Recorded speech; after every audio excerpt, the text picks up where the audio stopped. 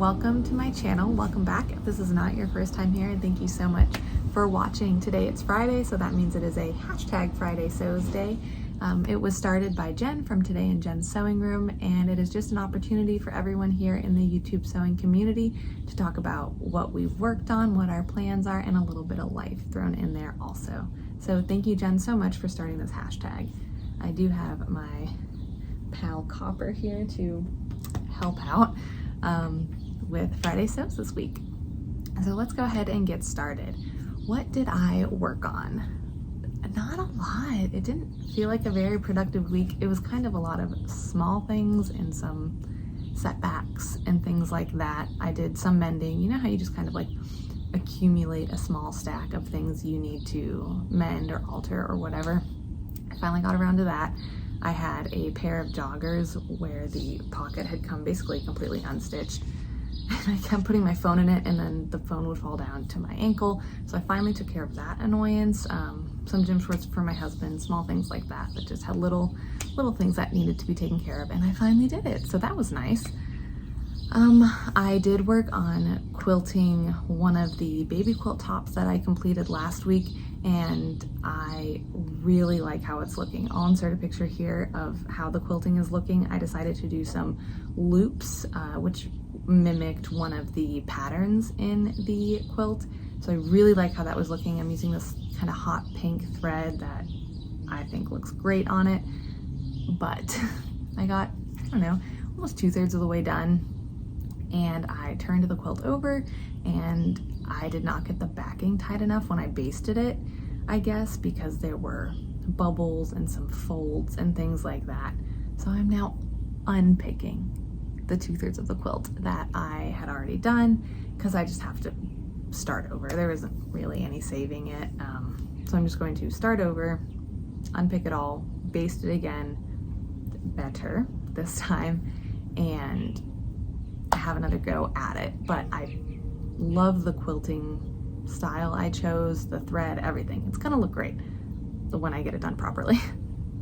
And I did not make much progress on my butterick dress B6351.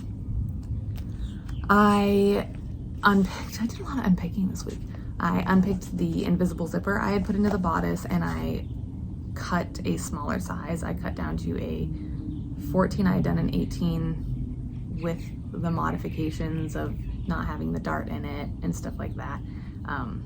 If you have not seen my previous Friday sews, I am doing view B, but I'm taking the darts out and instead putting an invisible zipper in so that I can have nursing access when I wear it. So that I didn't make a lot of progress. I didn't really put a lot of time into it. I was pretty discouraged after the quilting thing and didn't want to mess with stuff.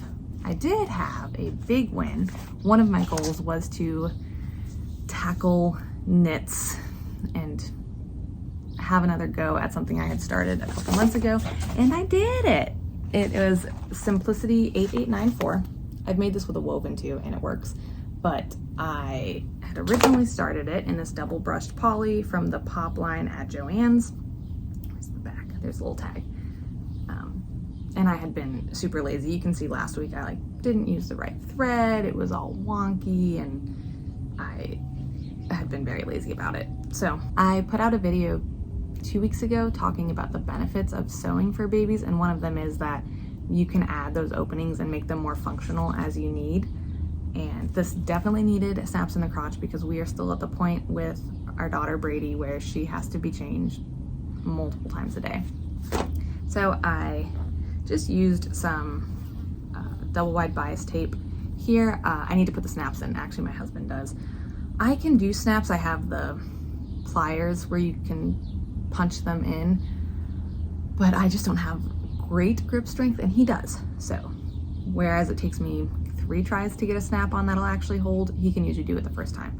So I'm gonna have him add the snaps. The last thing I need to do besides putting those snaps in is you're supposed to stitch along the neckline to lock this little tie into place, which at first I wasn't going to because it doesn't move much, but it is obviously a string, and if they untie it and pull it out, it's a hazard.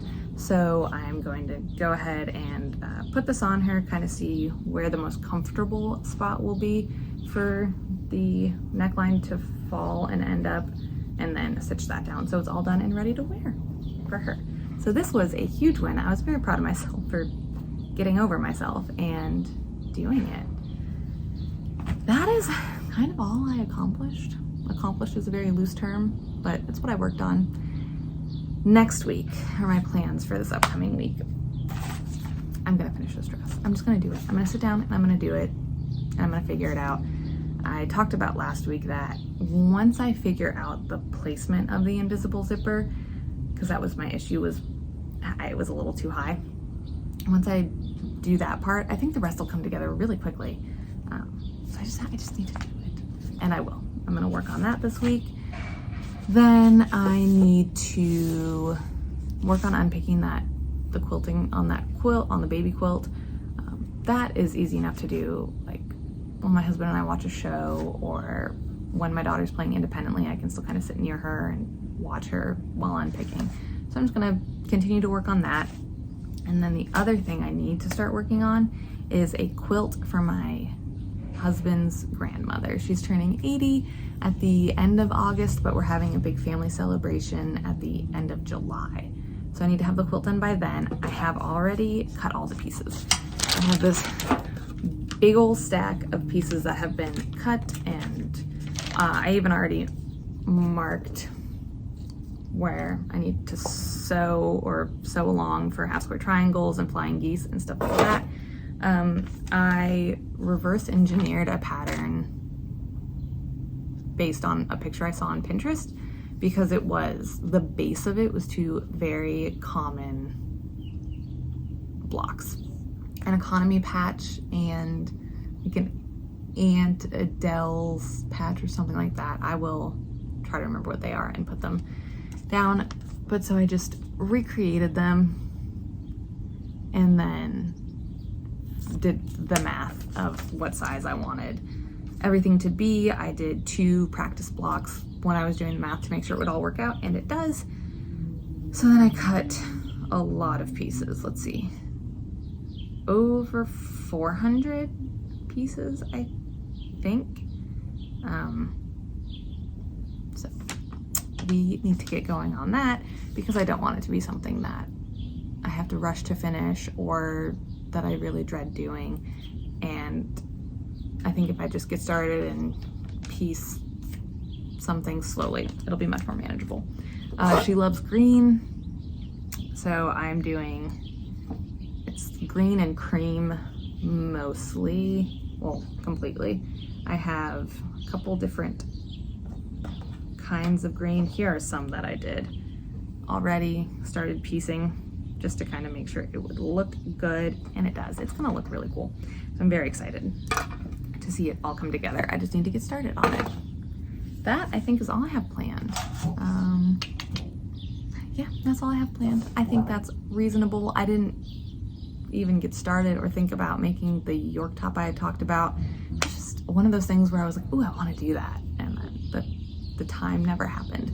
But I will at some point down the road, just not this week. In terms of life, it kind of mixes with sewing. I wore the crinkle rayon wrap dress that I showed in my first Friday Sews a couple weeks ago this week for a graduation event. My husband is a pharmacist. He graduated pharmacy school 4 years ago. So he already has his doctorate in pharmacy. Pharmacy doctor, whatever. He already has his doctorate, but he applied for and was accepted for a residency, which is just postgraduate training, kind of how medical doctors finish med school but then go through their residency.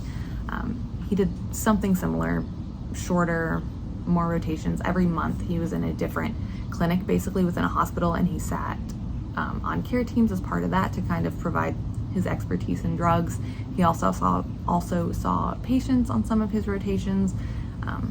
So he just learned more, can be more specialized, and now that he has completed the program, basically at the end of the summer he will sit for an exam and be board certified, add some more letters after his name, and be able to practice as a clinical pharmacist, which just means he can see patients directly, he can prescribe medications, he can sit on those care teams, and is more specialized, basically what it is. So he had his official graduation. The program doesn't actually end until the end of June, so it's kind of early, but it was a graduation for all of the residents. He works at a teaching hospital, and it was all of the residents, so nurse practitioners, physician's assistants, pharmacists, doctors that have all received further levels of training. So I wore that wrap dress for it, and it was great. I felt super confident in it. It was really pretty, very flowy, fit the occasion like perfectly, the dress code for it. So I wore it, and I already washed it because I was very, very eager to see how much the crinkle would return. And it's not terrible. It's still wearable. I have video of myself wearing it pre-wash when it had been pressed, and then post-wash after it crinkled back up a little.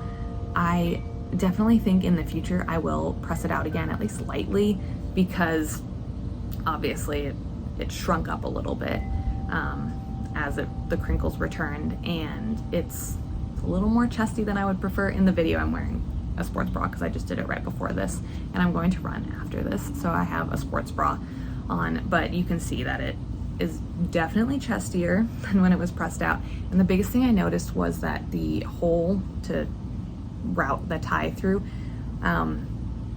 before washing it, it was like right here on my side, as it should be, and then after pressing it, it was probably 1.5 inches further back on me. So that was most noticeable. Okay, so I think that is all I had to say about the dress. Basically, it shrunk about 1.5 sizes, maybe a size. Not terrible. I could definitely put it on and wear it depending how chesty I was feeling, but I will probably press it out at least lightly in the future when I wear it, just because I like that fit a little better. The next thing I have from this week is some Etsy drama. It's a little negative, so I'm gonna just make it short and sweet, but kind of a PSA. I ordered a balloon arch kit from Etsy, and I was not expecting that someone is making balloons in their home and selling them, but what I expected was that it was someone with a small business curating a theme. So it is a bee themed arch because my daughter's first birthday is bee themed. It's her first bee day. And it has little like bees you put in it. It's all yellow and I think cream and stuff, so it's really cute. I figured it was someone who is curating this balloon arch. I got the package really quickly. I was very impressed, and then I realized it was in an Amazon package. And then I opened it up, and there was an Amazon gift receipt. And sure enough, I looked it up on Amazon, which I canceled my Prime membership, and I don't really shop on Amazon, so I hadn't looked there when I was looking for a balloon arch, and it is the exact same thing. They literally just ordered it from Amazon to my house and charged $15 to do so. So I wrote them, and I was like, hey, this is kind of sketchy and, in my opinion, dishonest to represent yourself as a small business on Etsy and then literally just order something to my house as a gift. So they are refunding me $15, which is basically what they charged. And they did say, like, we're a small business, we're losing money on this. And I don't feel bad because you just ordered something off of Amazon. And my husband looked into it some more and found articles where people have talked about this essentially scamming on Etsy, and it's called drop shipping, I believe, where someone does just that. If you order something off of their Etsy page, they order it for a fraction of the price and have it sent directly to you.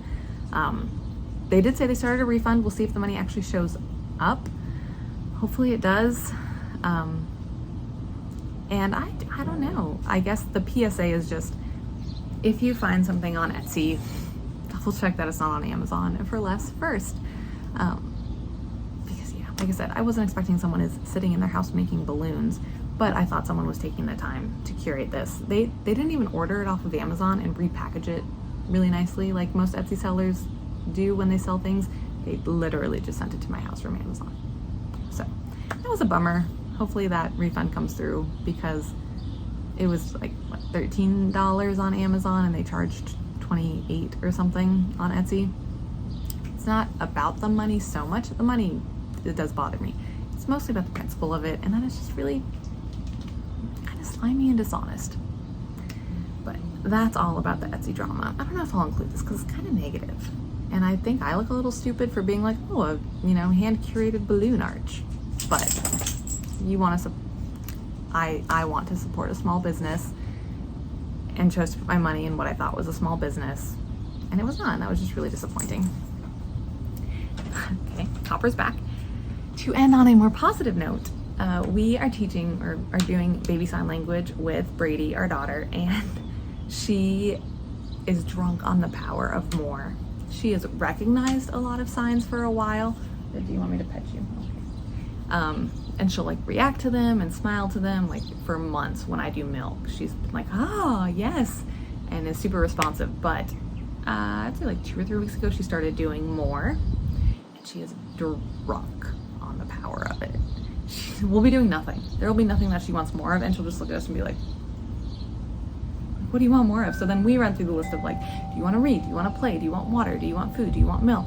And she'll respond to one of them and telling us what she wants, or she'll do more and then point at what she wants, which is really helpful. It's nice. Okay, I'm here. It's nice to feel like there's more two-way communication going on than just us guessing at what she wants. But it's just so funny how she's like all the time. It's just like more. That's kind of a funny thing, a little more positive than the Etsy drama. That does it for Friday Sews. Thank you so much for tuning in. Leave a comment below what you're working on. If you are a creator, let me know. If you have a Friday Sews video up, I would love to watch it. Thanks for watching, and I will see you next week.